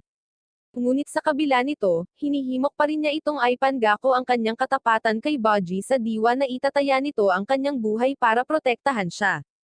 Napagtanto ni Kiga na medyo delikado ito, kaya tinawag niya itong walang isip at sinabi sa kanya na hindi niya gagawin iyon. Ipinaliwanag ng ahas ni Brando na si Kiga ang nagprotekta at umakay kay Baji sa tamang landas sa buong oras na ito. Naiintindihan na ito ngayon ng Reyna, kaya napayuko siya habang humihingi ng tawad sa kanya sa hindi pagkakaunawaan. Lumingon si Kiga at nakitang nalulungkot si Baji sa mga leon na nasugatan. Kaya't bago niya malaman, lumapit ang kanyang ina upang pagalingin sila. Ang mga leon ay gumaling na ngayon at tila hindi nagalit, bagkos ay piniling manatiling tapat kay Baji. Ganoon din kay Gigan, na yumuko sa harap niya pagkatapos kilalanin ang kanyang kapangyarihan. Pagkatapos nito, hinimok ng Reyna si Baji na kumilos at gumalaw ng may maharlikang aura upang maayos niyang hingin ang paggalang na nararapat sa kanya.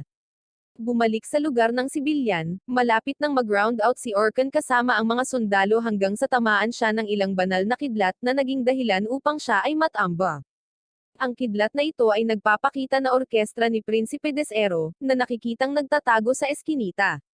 Kasunod nito, nagpa siya si Baji na bumalik sa underworld para maibalik niya ang Lion Beast sa kanilang tahanan, at pigilan din si Dranreb sa pagsira sa underworld bilang direktang utos na ibinigay sa kanya ni King Boss. Sa pag-abot sa mga pintuan ng underworld, si Dranreb ay hinaranggan ng buong order ng underworld na hukbo.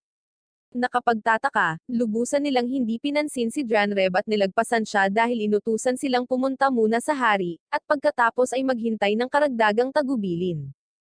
Sa pagtatago ni Hikiro sa mga anino na may dalang isang pana, humakbang si Dranreb sa harap nila, na nagpapahiwatig na gusto niyang subukan at talunin silang lahat. Halatang-halata na na-outnumbered siya, kaya umakyat siya sa isang elevated surface para ma-atake lang siya ng tatlo ng sabay-sabay. Ang unang tatlo ay humarap, at si Dranreb ay madaling nagagawang talunin ang mga ito, na nagpapaunawa sa commander na siya ay lubos na makapangyarihan. Pagkatapos nito, ang pinakamalakas na miyembro ng squad, na kilala bilang Sobaki, ay humakbang at lubos na kumpiyansa na kaya niyang talunin si Dranreb ng mag-isa. Si Dranreb ay lubos na humanga sa kung paano madaling ay indayog ni Sobaki ang kanyang higanteng espada, at iyon lamang ang nagpapaunawa sa kanya na siya ay magiging mas malakas kaysa sa iba. Nakakagulat, madaling napigilan ni Dranreb ang kanyang pag-atake at nataman ng isang malakas na atake, na naging sanhi ng pagkahulog ni Sobaki mula sa mataas na ibabaw. Gayunpaman, siya ay bumangon at gumaling kaagad. Sa puntong ito, humanga ang komandante sa lakas ni Dranreb kaya nagpa siya siyang ipadala ang buong hukbo upang atakihin siya ng sabay-sabay. Gaya ng inaasahan, nagsimulang magpumiglas si Dranreb at hindi niya nakitang ganoon kadali ang gawaing ito. Sa panahong ito, naobserbahan ito ni Hikiro at nagsimulang mag-isip kung dapat ba siyang mag-alok ng tulong, ngunit sinabihan siya ni Dranreb na manatili. Sa kabutihang palad, sa kalaunan ay nagawa niyang talunin ang lahat ng mga sundalo, na naging dahilan upang magbigay si Hikiro ng isang malakas na pagdiriwang, na nagpapahintulot sa kanya na mahuli na may isang kutsilyo na nakalagay sa kanyang lalamunan. Sa sandaling iyon, dumating si Haring Densho at binanggit na umaasa siyang magkaroon ng one-on-one na labanan kay King Boss. Narinig ito ni Janreb at nagsimulang magtaka kung gaano siya kalakas para isipin na kaya niyang talunin si King Boss. Upang isulong ang mga bagay-bagay, bitbit ni Densho ang napakalaking sandata na ito at ginamit ito upang hampasin si Janreb ng mahina, na sinundan ng isang malakas na sipa, na nagpaluhod kay Janreb at nagsimulang umiyak. Sa sandaling iyon, tumalon si Gigan kasama sina Baji at Kigot na inilihis ang atensyon ni Densho mula kay Janreb. Sa pagkakataong iyon, nakita ni Janreb na buhay pa si Baji, at agad itong napaluha dahil alam niyang pinagtaksilan niya ito. Si Baji, sa kabilang banda, ay nagsimulang magalit dahil mayroon na siyang matinding sama ng loob at puot kay Janreb sa pagtataksil sa kanya, ngunit hinimok siya ni Kiga na huminahon. Medyo naiinip si Densho dito, kaya pinadalhan niya ng kidlat si Gigan, dahilan para mawalan siya ng malay. Pagkatapos nito, ipinaalam niya sa kanilang lahat na plano niyang pagbayaran si Miranda sa lahat ng kasamaang ginagawa nito. Ngayon, pabalik sa lugar ng kabihasnan, si Orkan ay biglang nagising at kumalas sa kanyang mga lubad na nagpaiwan kay Desero na hindi makapaniwala dahil wala na siyang natitira sa kanyang manggas. Upang gawing mas malinaw ang mga bagay-bagay, nag-flashback kami para malaman ang tungkol sa hari ng underworld na kilala bilang Satan, na isa sa mga Diyos na sinadya upang mawala. Dahil dito, isinubsob niya ang kanyang sarili sa pagsasaliksik tungkol sa kawalang kasawian at kitilin ng buhay ng marami sa kanyang mga tao. Sa kanyang pagpapatuloy, natuklasan niya na mayroong isang palatandaan sa immortalidad na ang katotohanan na ang ibang mga higanti ay madalas na nagsisilang ng mga bata upang pahabain ang kanilang mga yugto ng buhay.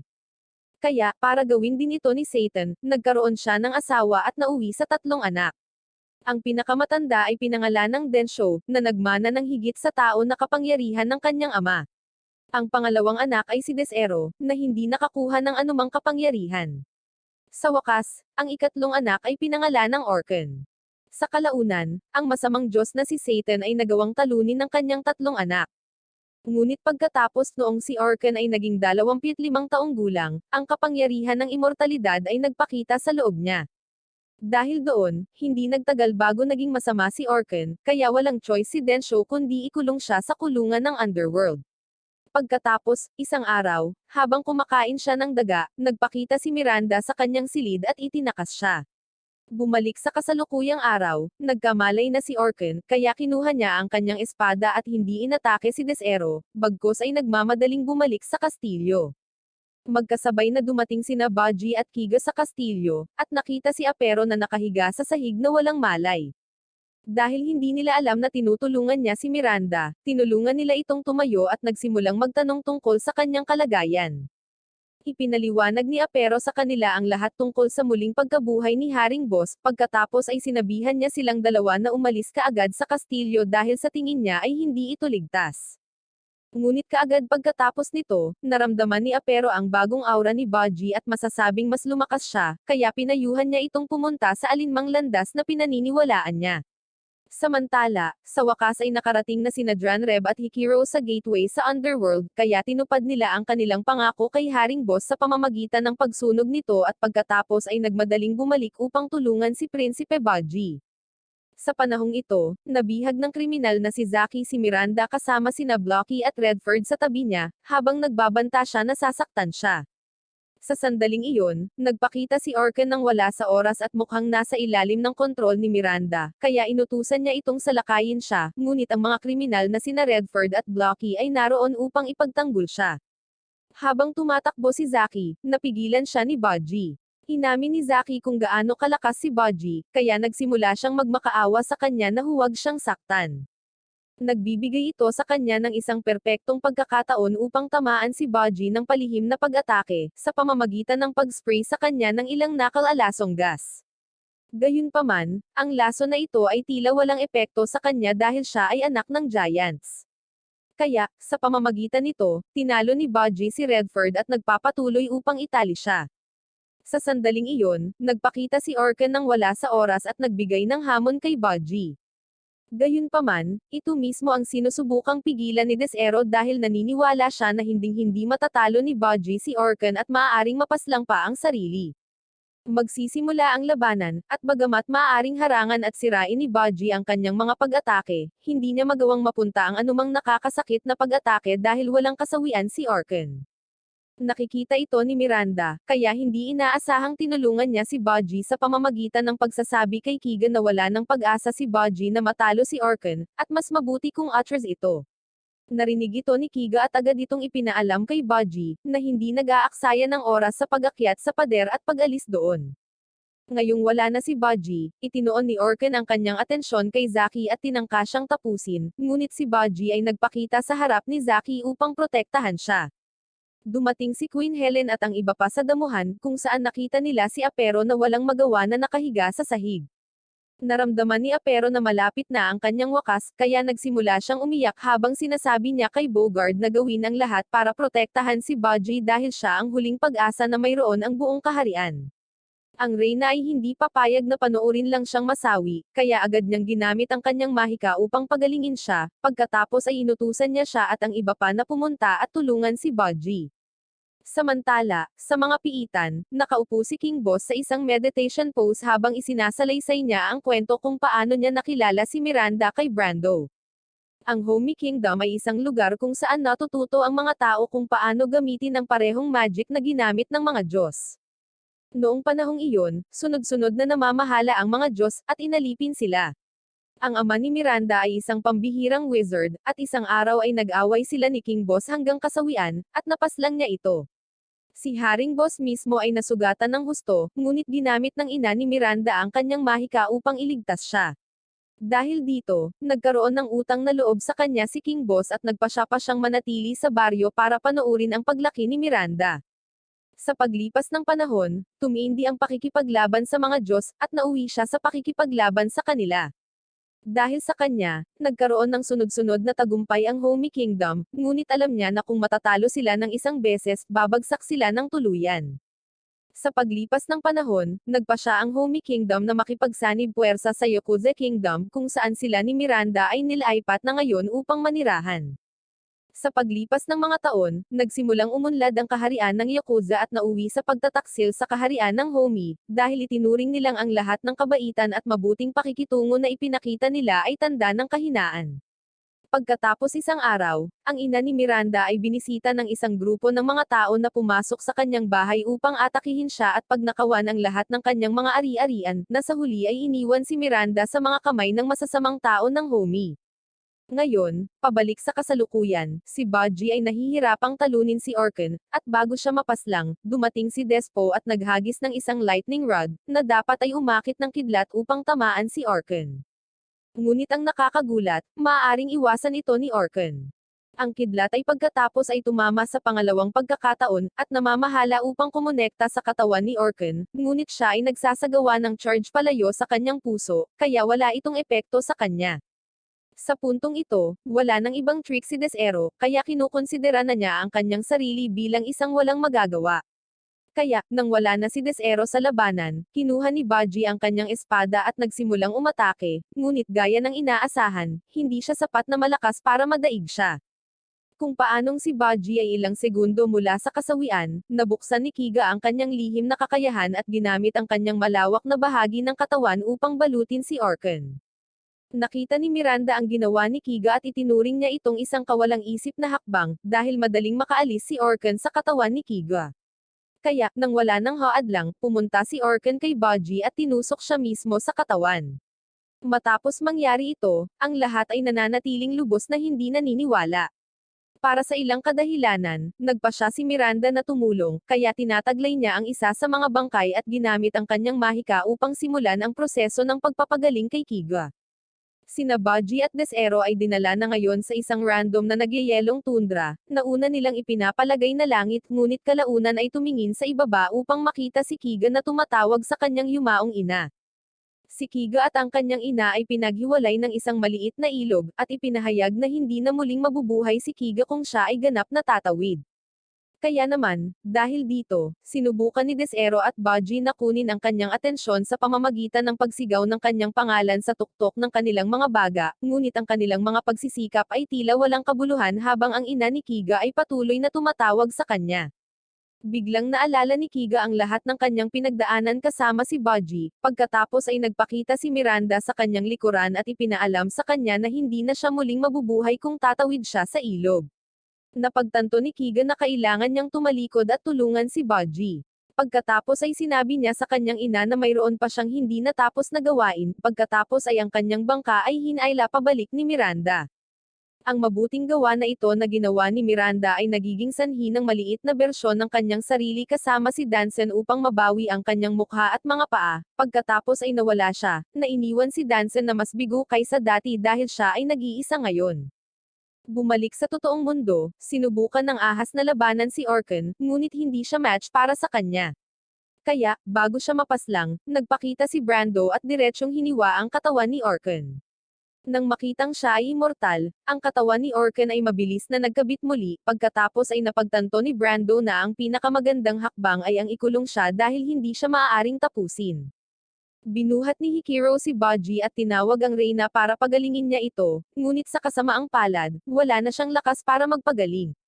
Gayunpaman, binanggit ni Brando na may kakilala siyang makakapagpagaling kay Baji, ngunit una sa lahat, kailangan nilang harapin si Orkan. Kaya sa pagkakasabi na iyon, silang apat ay nagtutulungan at nagsimulang harapin si Orkan.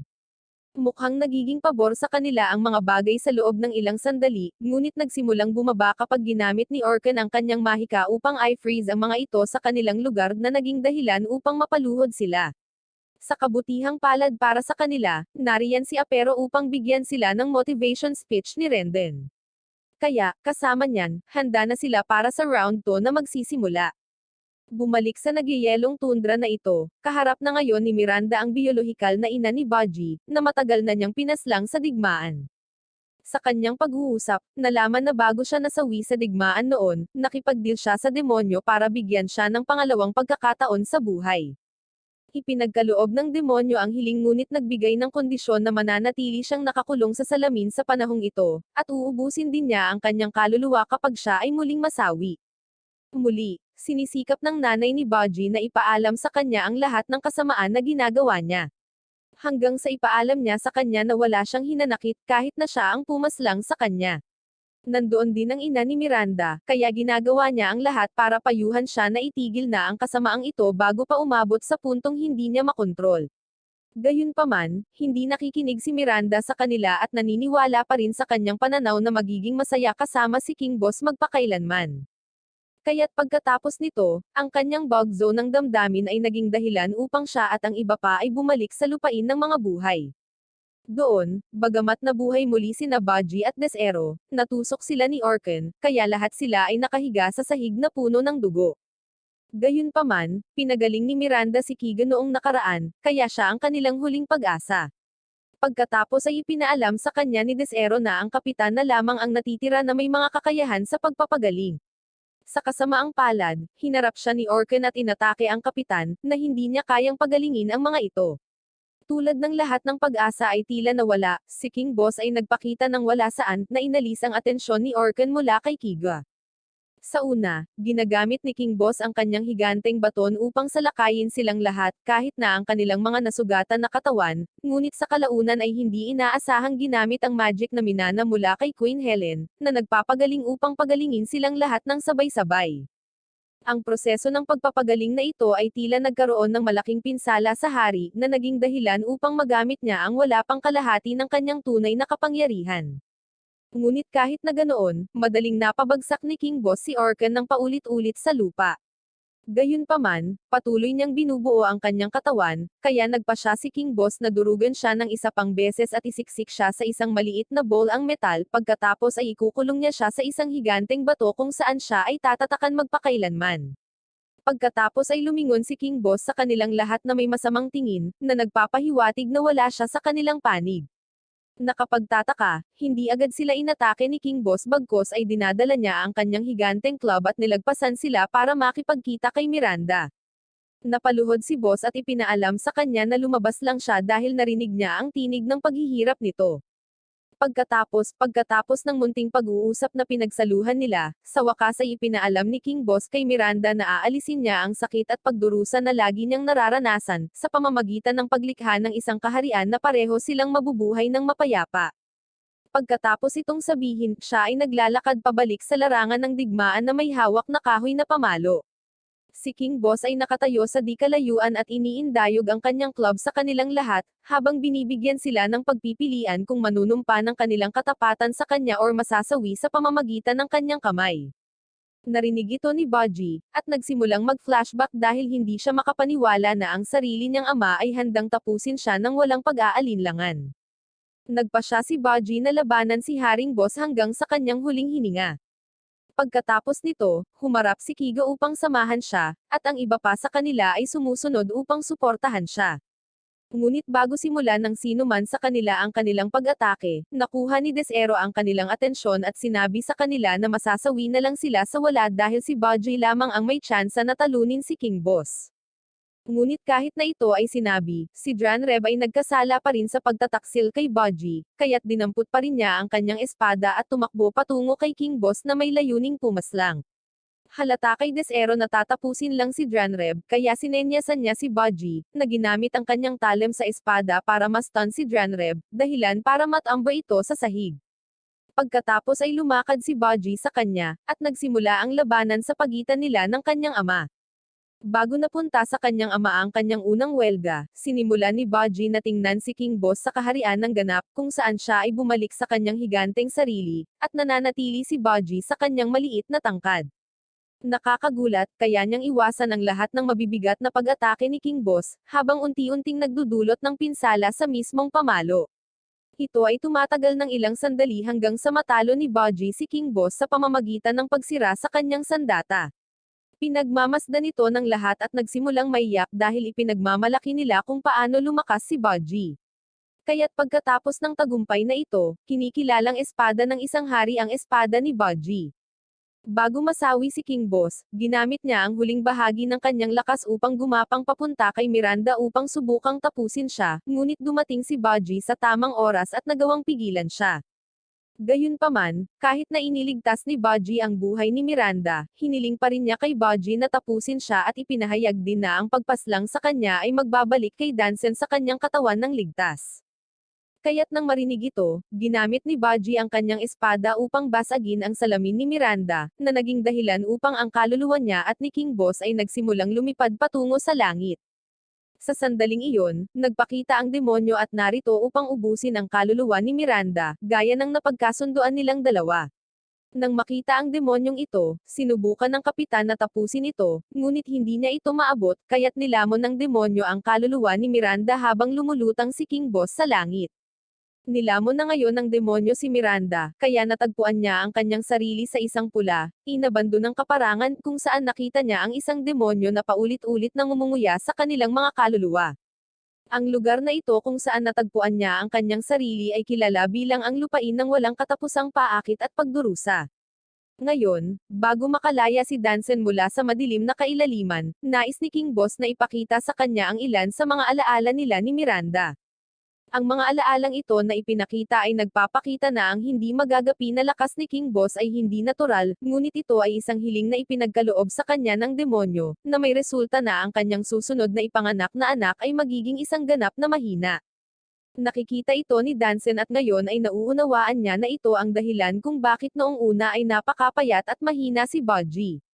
Habang patuloy na pinagmamasdan ni Dansen ang mga alaalang ito, naiintindihan din niya na si Miranda ay patuloy na dumaranas ng hindi nararapat na pagdurusa sa buong buhay niya. Kaya dahil dito, nangako si Dansen sa kanyang ama na bubuhayin niya si Miranda. Ngayon, pabalik sa totoong mundo, nagawang hiwain ang ulo ng demonyo ng kapitan, kaya naisip ni Desero na maaari na niyang utusan ang demonyo na ibigay ang kanyang hiling na alisin ang sumpa ng immortalidad mula kay Orken. Ngunit bago niya magawa ang hiling na ito, nagising si Dansen at ninakaw ang hiling ni Desero sa pamamagitan ng paghiling sa demonyo na buhayin si Miranda. Kapag nagawa na ang hiling na ito, si Miranda ay ini-teleport palabas mula sa pulang kaparangan na iyon at pabalik sa lupain ng mga buhay. Gaya ng inaasahan, parehong masama ang loob ni Desero at ng kapitan na ninakaw ni Dansen ang kanilang hiling dahil ito lang ang pagkakataong mailigtas nila si Orkan. Samantala, sa kadiliman, nagkagusto si Dansen kay Miranda, kahit na siya ang nasa likod ng lahat ng ito. Kaya lumapit ito sa kanya habang matapang na sinasabi na gusto niya itong maging asawa. Dahil nagamit na ang hiling, lumapit si Desero kay Miranda at sinabi sa kanya na dapat niyang ipasa ang mga detalye kung bakit niya nagawa ang mga krimeng ito sa susunod na henerasyon, upang hindi na maulit ang ganitong bagay. Natatakot si Desero kung ano ang maaaring maging reaksyon ng kanyang kapatid dito, ngunit nang sabihin niya ang nangyari kay Densho, nakakagulat na pinatawad niya ito at sinabihan siyang kumuha ng ginto at pilak bilang kabayaran. Kasabay nito, habang tumatanggap ng balita, si Densho ay iginawad sa first place ranking ng mga hari ngayong nasawi na si King Boss. Bumalik sa kastilyo, buong kababang loob na humingi ng paumanhin si Dansen sa paglalagay nilang lahat sa sitwasyon dahil sa kanyang kawalang isip. Dahil sa pagkakamaling ito sa kanyang panig, pakiramdam niya ay hindi na siya karapat-dapat na maging hari, kaya nagpa siyang isuko ang trono kay Baji. Gayunpaman, kahit na ito ang palaging gusto ni Baji, narinig niya ito at nagsimulang kabahan dahil sa tingin niya ay hindi siya handa na maging hari. Nakikita ni Kiga na ang bumabagabag kay Baji ay isang simpleng kaso lamang na mababang pagpapahalaga sa sarili, kaya tiniyak niya sa kanya na siya ay magiging isang mahusay na hari. Pagkatapos ay lumuhad si Dansen sa harap ni Baji at itinalaga sa kanya ang titulong hari. Kaya pagkatapos nito, ipinagdiriwang nilang lahat ang kanyang bagong titulo sa pamamagitan ng paghahagis sa kanya sa ere. Matapos siyang matawag na hari, naramdaman ni Kiga na hindi na siya kakailanganin ni Baji, kaya nagpa siyang umalis sa sarili niyang kagustuhan. Lumipas ang ilang araw kasama si Baji na namumuno sa kaharian, at nagsimula niyang mapansin na wala na si Kiga. Sinimulan niyang hanapin siya at inalertuhan pa ang ilan sa mga gwardya na bantayan siya, ngunit walang saysay ang lahat. Umalis na si Kiga sa kaharian sa pag-asang makapagsimula ng bagong tapat na pamumuhay. Gayunpaman, tila hindi maganda ang mga bagay-bagay, lalo na't ang lahat sa bagong kaharian na ito ay hinahamak siya dahil miyembro siya ng Shadow Clan. Pagkatapos isang araw, natunton ni Baji si Kiga sa isang bakanteng damuhan sa mga dulo. Nagulat si Kiga nang makita siya dahil inaasahan niyang magiging abala siya sa iba pang tungkulin ng hari. Gayunpaman, ipinaalam ni Baji kay Kiga na binitiwan na niya ang trono pabalik kay Dansen dahil gusto niyang magtayo ng sarili niyang kaharian sa tulong ni Kiga. Kaya, pagkatapos nito, tumakbo sina Baji at Kiga sa paglubog ng araw habang sinisimulan nila ang kanilang paglalakbay sa paglikha ng kanilang kaharian.